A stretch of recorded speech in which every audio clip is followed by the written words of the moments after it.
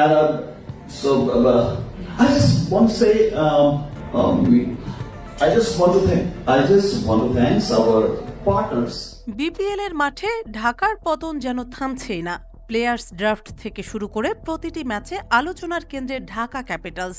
তবে ফ্রাঞ্চাইজির এই জনপ্রিয়তার পেছনে কোনো ক্রিকেটারের কৃতিত্ব নেই, সবই সুপারস্টার শাকিব খানের ক্যারিশমা।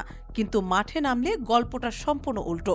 বাংলাদেশের চলচ্চিত্র জগতের এই তারকা উপস্থিত ছিলেন প্লেয়ার্স ড্রাফটেও, যদিও প্লেয়ার্স ড্রাফটে ছিল না কোনো কোচ বা কোনো ক্রিকেটার অথবা ক্রিকেট সংশ্লিষ্ট কেউ। তবুও বারবার এই দল নিয়ে নিজের রোমাঞ্চের কথাও বলেছেন শাকিব। অবশ্য মাঠে সেই দলের যা পারফরমেন্স, তাতে এতদিনে সেই রোমাঞ্চ মিলিয়ে গেছে কিনা কে জানে। ঢাকা ক্যাপিটালস 4 ম্যাচ পার করেও সুফল বয়ে আনতে পারেনি। এখন পর্যন্ত সব কটিতেই হারের মুখ দেখেছে রাজধানীর ফ্রাঞ্চাইজি। সবশেষ রংপুর রাইডার্সের বিপক্ষেও হেরেছে ঢাকা। সবচেয়ে বড় কথা, মাঠে কোনো প্রতিরোধী গড়তে পারছে না দলটি। এসব দেখে শাকিব খান এভাবে বললেও বলতে পারেন, প্রচারণা তো করেই দিলাম, পূর্ণদৈর্ঘ্য প্রেম কাহিনীর মতো মাঠেও কি আমাকেই খেলতে হবে নাকি?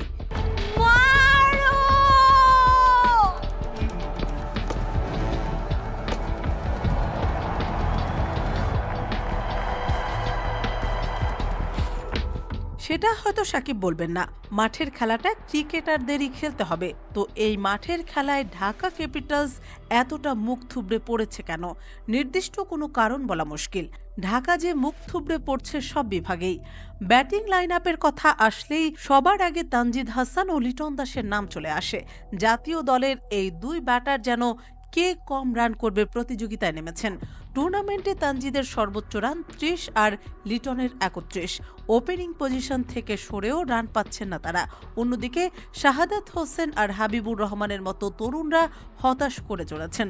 দলে নেওয়া হয়েছিল নানা কারণে আলোচিত সাব্বির রহমান ও মোসাদ্দেক হোসেনকে, দুজনই ব্যর্থ হয়েছেন। আর দলপতি থিসারা পেরেরা খুলনার বিপক্ষে সেঞ্চুরি করলেও পরের ম্যাচেই তিনি 0 রানে আউট।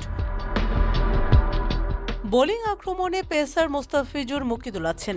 এই দুই পেসারকে সহায়তা করার মতো একজন বোলারও কি এই দলে আছেন? বোলারদের নামগুলো শুনুন: আলাউদ্দিন বাবু, শুভম রঞ্জন, থিসারা পেরেরা। ঢাকার নাম আর কোচেই কোনো দোষ নেই তো। বিপিএলে গত মৌসুমে ঢাকার ফ্রাঞ্চাইজির নাম ছিল দুর্দান্ত ঢাকা। দলটি প্রথম ম্যাচে জেতার পর হেরেছিল টানা 11টিতে, এবার হারল টানা 4টিতে। সব মিলিয়ে টানা 15 ম্যাচ হেরেছে ঢাকা। দুই ফ্রাঞ্চাইজিরই কোচ ছিলেন খালেদ মাহমুদ। এখন মনে হচ্ছে তিনিই কিনা সর্ষের মধ্যে ভূত। শাকিব খানের তারকা খ্যাতি মাঠে হয়তো আলো ছড়াতে পারে না, তবে বিপিএল ভক্তরা অপেক্ষায় আছেন কবে ঘুরে দাঁড়াবে ঢাকা ক্যাপিটালস। মাঠের লড়াইয়ে ফিরবে তো শাকিবের দল?